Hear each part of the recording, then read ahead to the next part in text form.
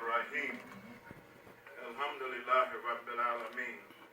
Wa salatu wa salamu ala Rasulihi Kareem. Muhammad sallallahu alaihi wasallam. With Allah's name, the merciful benefactor, the merciful redeemer. All praises are due to Allah, the Lord, keeper, sustainer of all the worlds. Wa salatu, may the prayers. Wa salamu, may the peace. Allah Rasulihi Kareem, be upon his honorable, noble, and generous messenger, Muhammad sallallahu alaihi wasallam, and all that follows. I'm honored to be a part of the Uswa conference here, and it feels so good to be here with our brothers and sisters. This is a wonderful day and time for us all. And indeed, our topic, do we have to surrender our African American experience to be Muslims? I can tell you one thing I heard the Imam say, and I say for myself, if I had to do that, I probably wouldn't be a Muslim. Right? That's how important your experience as a human being is. Your experience, your life experience is what makes you who you are. And Al-Islam respects every bit of that. It doesn't attempt to throw away your experience. In fact, it enhances your experience and shines more light upon your experience. I know we don't have much time, so I won't read everything. I gave some handouts. We don't have the PowerPoint. But if you're taking notes in time, I won't read what's there, but take note from Quran, Surah 33, Ayat 21, Surah 60, Ayat 4, no, so you can take notes, because on what I gave you, it's not there. Surah 3, Ayat 6. The first ones were 33 and 21, 60 and 4, 3 and 6, 64 and 3, 55 and 50, 90 and 8, and then 23 and 14. 98. Yes. 90 and Ayat, chapter 90, Ayat 8. And chapter 23, verse 14. When you read that, all of the above verses from Quran, as well as other verses, can be used to help us answer the question at hand and to verify the conclusion that we have come to, which is emphatically no, we don't have to surrender our experience to be Muslim. Allah says that He formed us in the womb, and He made our forms most beautiful. Yeah. Now you have the physical womb and you have the womb of life. And the womb that we have been formed in life as African Americans, and Allah's plan is one that has made us very beautiful. And in chapter 23 of the Quran, the believers, Allah makes it clear that He takes us stage by stage, creation after creation, in our mother's womb, and that as a result of that, you're a new creation. Yeah. And as Imam Muhammad made clear to us, after what we've been in the womb of slavery, which was our beginning, right, here in America, and as a result of that experience, we have become a new people and a new Africa. In many ways, it is our experience that has earned us the great possibility of being the best example of what a Muslim is, and to be foremost in giving the world the true vision of Islam. Our unique experience is who we are and actually earned us the blessing of Islam in the unique way in which it came to us in America. Our experience earned us the unique way in which it came through W.D. Farad, the Honorable Elijah Muhammad, then to Imam Muhammad. It was our experience that made it such that you couldn't just come purely with Quran and the Sunnah of Muhammad the Prophet because of the condition that we were in. But from the handout that we had, we want to focus on that in a little time.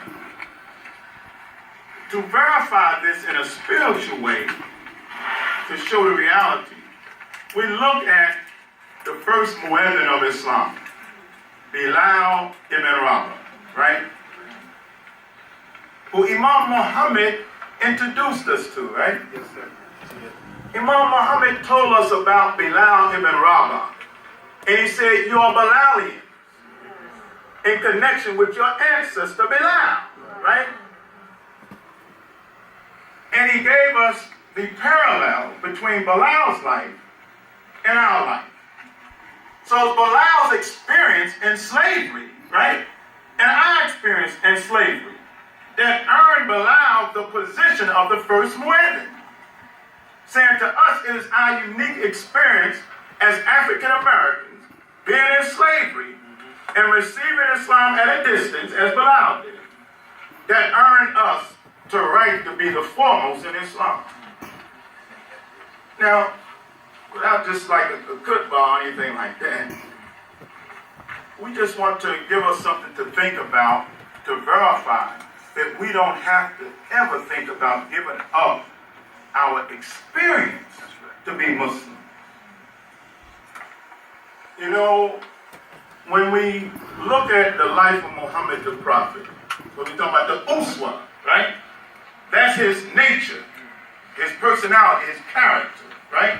The inner person, right? Well, Muhammad the Prophet, as we know, was born in 570 AD or so, right? But at that time, it is called the year of the elephant, which is mentioned in Quran, chapter 105, right? So important was that time. The year of the elephant is the time when Muhammad the Prophet was born. Why is that so important? What happened in that year? Well, there was a man named Abraham, and this is what Quran tells us, that came from Africa, Abyssinia, now called Ethiopia, right? But follow this. This happens at the time Muhammad is born.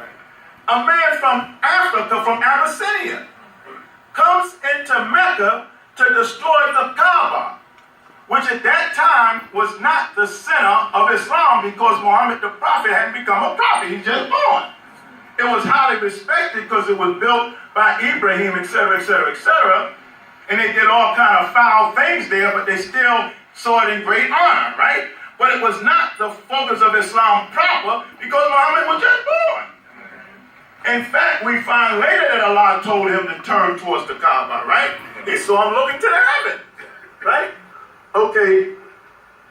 So the first contact as Muhammad is born is there's a man from Abyssinia that comes and tries to destroy the Kaaba at the time he's born.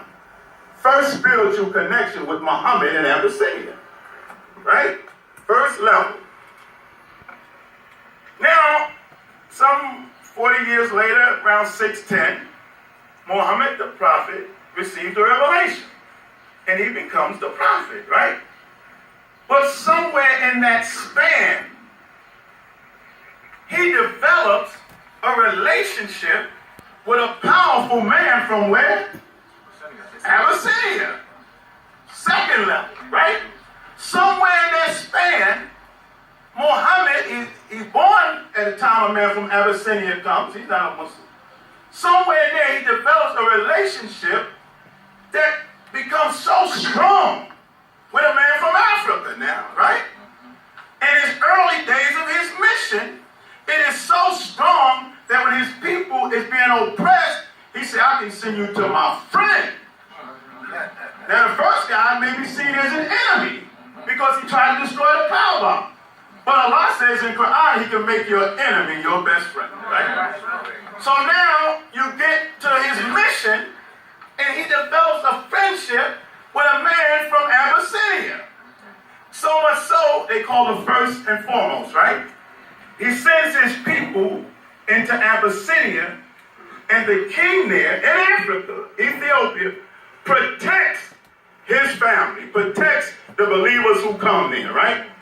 Great impact on Islam. Now, as he moves forward into his mission, he hears about a brother who have embraced watched Islam at a distance. Meaning he wasn't there with Abu Bakr. He didn't grow up with the Prophet. He wasn't like Ali. He wasn't close to them. He wasn't a family member. But where was he from? Abyssinia. 3 levels, right? Yeah. Now he's in Abyssinia. He's from Abyssinia. But is he a king like his friend from Abyssinia? No. Is he like the first guy from Abyssinia who was a general? No. He's a what? Slave. He's a slave. See how it works? The general didn't become the first muezzin. The king didn't become the first muezzin. It was the slave, as a result of his experience, that raised him up to be the first treasurer, to be the muezzin for all to time. 3 levels of development. That's what Allah say, right? Now, if they from Africa, I assume they were black men. And Allah says in Quran, He brings you through 3 levels of darkness in the womb of your mother, right? That's Quran. That's what WD has freed up, by the help of Allah. Made us think and see these things, right?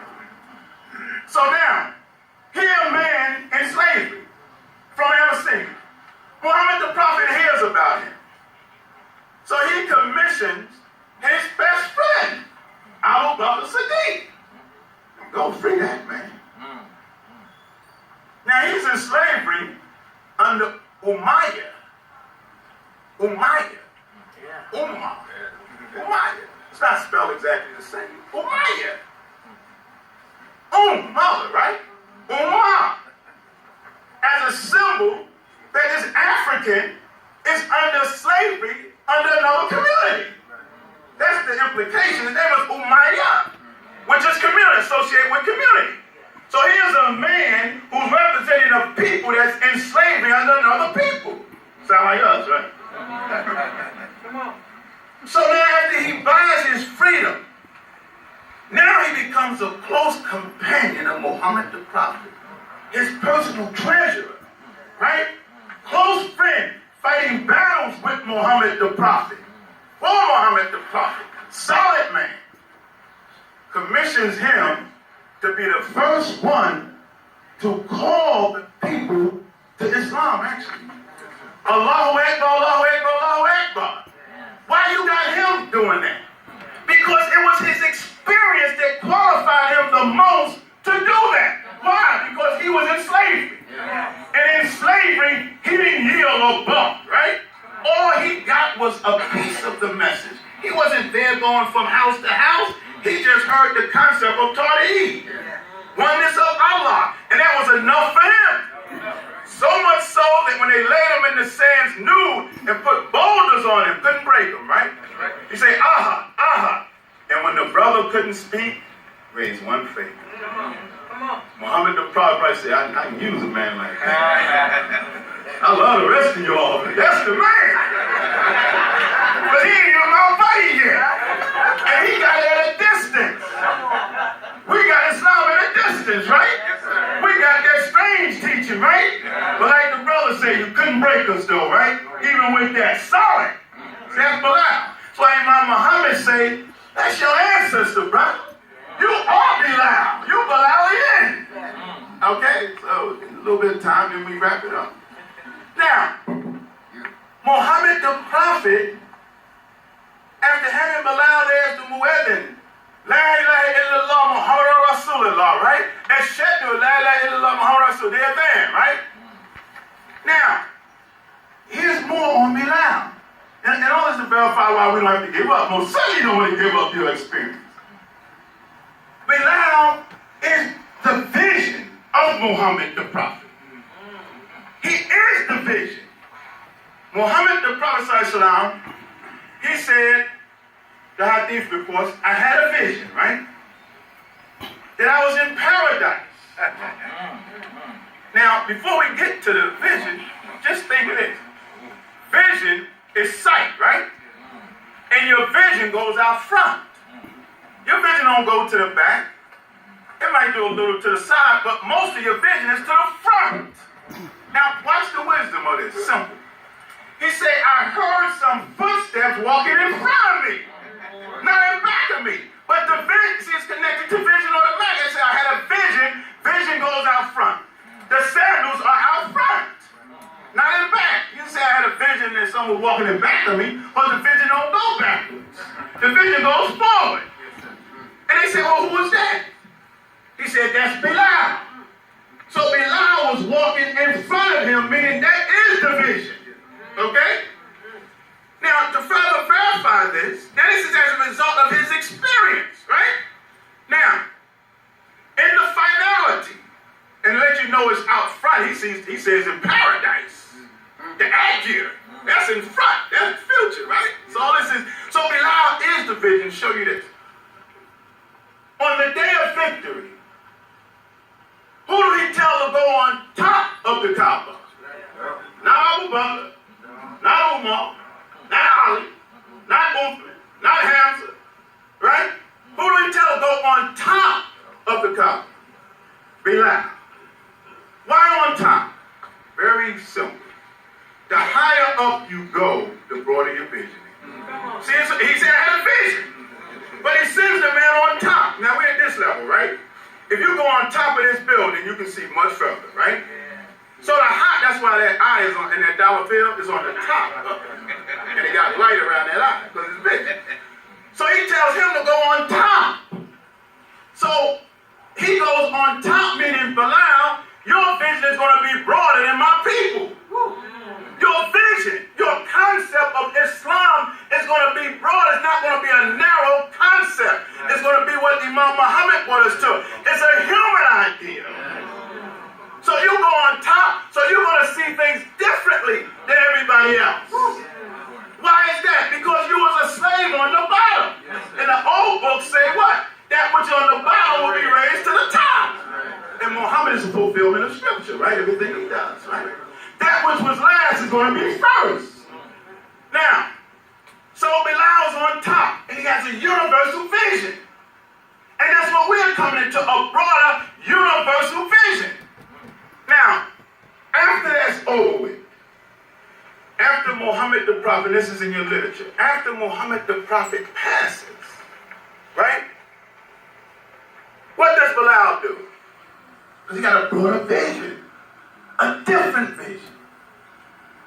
He goes to, yes sir, he said 3 minutes, see? Abyssinia, 3 states. It's all connected, right? Even it said 4 minutes, 5 minutes. That's the beauty of this community. We can have this knowledge, laugh, play, etc. But let me stop because my clock is ticking. But real quick to wrap it up. After it's over with, Muhammad passes. Bilal decides what? Do he say, I'm going to stay here? He said, I'm going to leave. Now watch the vision. Where does he go when he decides he's going to leave? He doesn't go back to Africa. He doesn't go back to Abyssinia. That's what Imam said. This is New Africa. We're not talking about going back to Africa. This is New Africa. So Bilal doesn't go back to Africa. He's looking forward, right? So before he leaves, his close friend, all of them loved each other. Abu Bakr Siddiq tried to persuade him to stay. He said, listen, did you free me that I may serve you? Or did you free me that I may serve Allah? Abu Bakr, being the decent man that he is, he understood. And I'm sure they all embraced Bilal and wished him well. Now, in my 2 minutes now, watch this. Where did he go? Syria. And you have it in your paper. Syria is located in a place called the Fertile Crescent. And that area was called Mesopotamia, which means the land of the 2 rivers. 2 minutes, right? Land of the 2 rivers. The Tigris and the Euphrates. This is still about vision. When you look in Quran, land of the 2 rivers, look in Surah Rahman. And Allah tells us of 2 rivers, 2 gods and 2 rivers, right? And the word for river there is Ain. Ain, right? Ain, and Naini. 2, that's 2, right? That's why I gave it to you, Surah 55, Ayat 50, right? The land of the 2 rivers, okay? Now, when you go to the Surah Bali, Allah said, did we not give you 2 eyes? See what the same word is. It's ayin. The word for river and eyes is the same. Ayin. So when he went there, that had to do with his vision. Because you need water in your eyes to see. And when you cry, water runs down your eyes just like a river. So the same word for river and eyes are the same. So Bilal would have let you know he was following his vision. That's why he went to Syria. Now we conclude right here, brothers and sisters. Imam Muhammad said, you Bilal. You're Bilalian.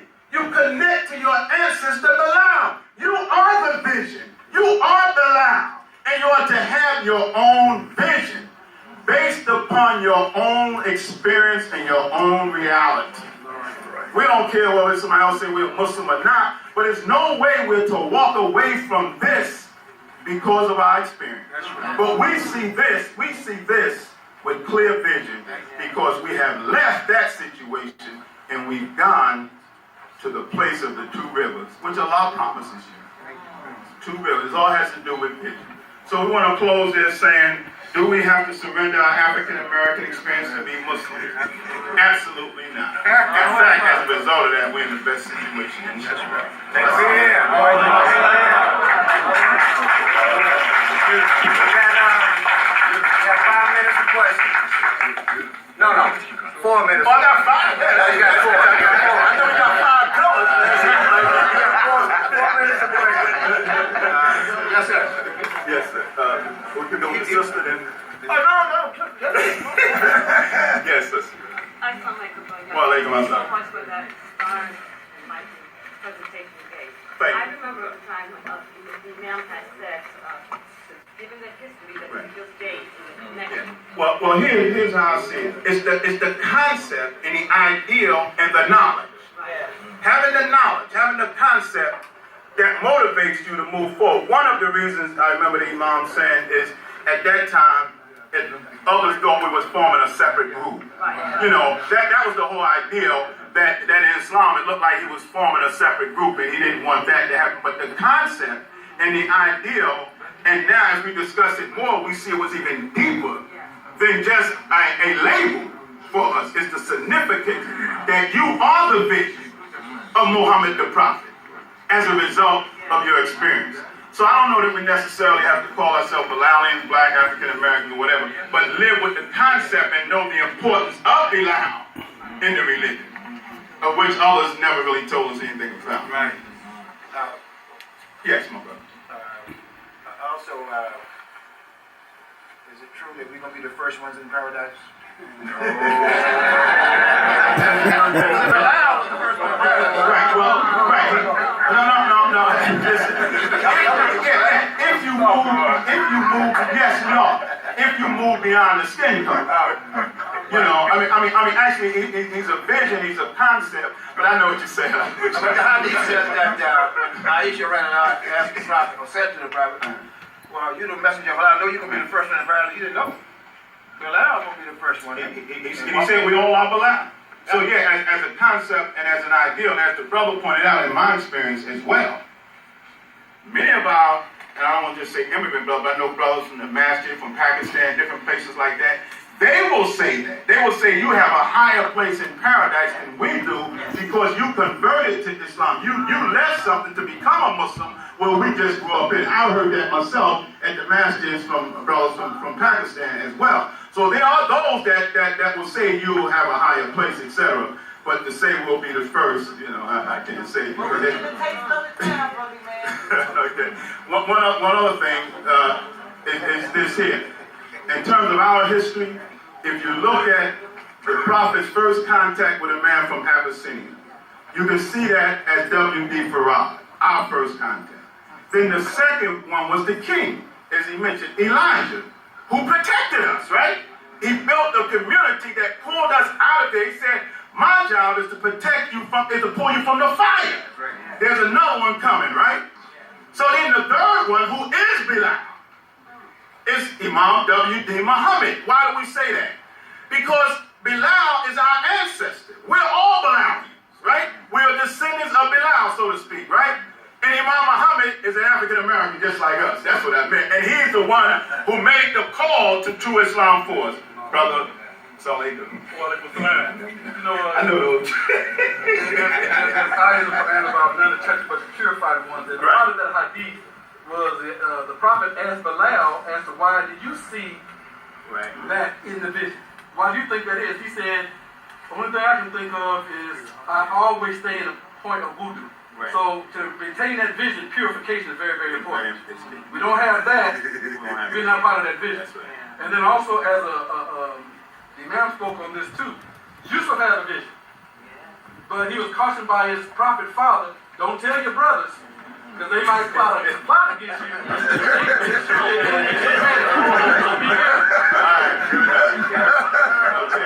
That's all I need to be able to do.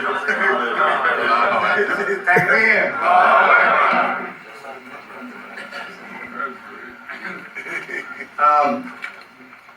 We got about 10 minutes.